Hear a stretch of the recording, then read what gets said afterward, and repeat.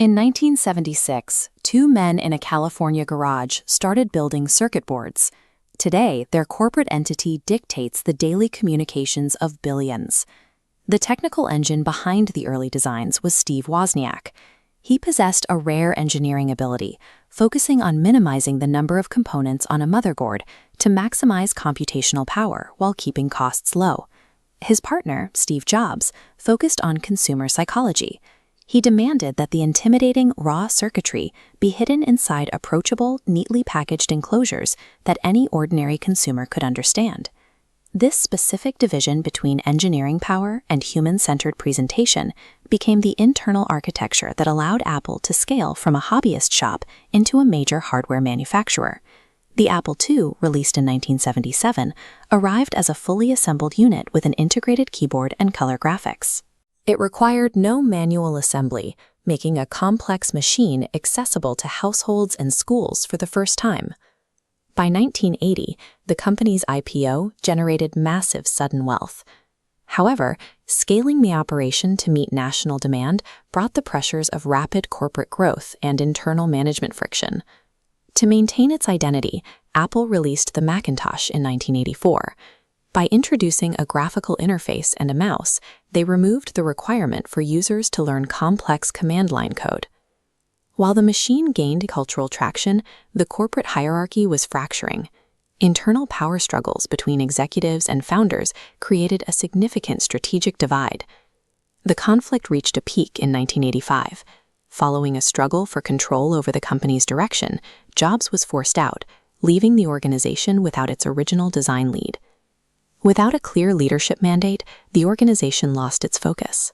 They continued to manufacture hardware, but the lack of a unified vision left the company building boxes rather than defining the future of the market. Throughout the 1990s, Apple's product line became bloated and confused. They released dozens of different variations of generic, uninspired hardware that failed to distinguish the brand from its competitors. This chart tracking Apple's market share shows the resulting financial peril. As competitors dominated, the share dropped to the verge of bankruptcy. By acquiring Next in 1997, Jobs returned to the CEO role, stalling the downward financial decline. Jobs initiated a triage strategy. He aggressively canceled dozens of software projects and hardware lines, focusing the entire company on a minimal, four-quadrant product grid. The first result of this strategy was the 1998 iMac. It combined the computer and monitor into a single, translucent all-in-one design. By abandoning traditional office colors and floppy disk drives, the machine rejected the aesthetic standards of the time. It proved that computer hardware could be marketed as an object of desire. In a corporate crisis, brutal simplification and a distinctive visual identity are not just artistic preferences, they are vital survival mechanisms.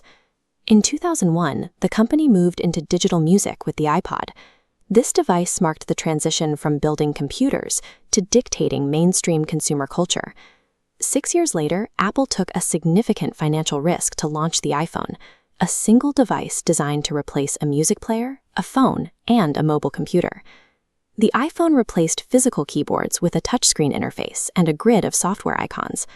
This shift changed user expectations for mobile hardware almost immediately. Smartphones had existed for years, but they were often difficult to use. Apple's success came from removing the specific technical barriers that had prevented the technology from achieving mass adoption. Within a decade, the smartphone moved from being a luxury tool to an essential extension of daily life for much of the global population. Technological disruption often occurs when a company simplifies the experience of a tool that was previously too complex for the average user. In 2008, Apple launched the App Store. This created a new software economy, where third-party developers could sell applications directly to the user, with Apple taking a percentage of each transaction. This shows the resulting ecosystem strategy. When iPads, AirPods, and Macs share data seamlessly, technical tethers make it difficult for consumers to switch brands. The service layer, including iCloud and Apple Music, wraps the hardware, securing data within the network. Steve Jobs died in 2011. However, the ecosystem he helped engineer allowed the company to maintain its growth and scale successfully under a new generation of leadership.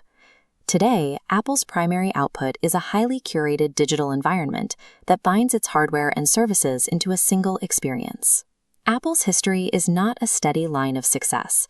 It is a cycle of narrow survival and the courage to abandon legacy products when they no longer serve a purpose. One major lesson from this journey is that creating simplicity for the user requires a company to manage immense technological and logistical complexity internally.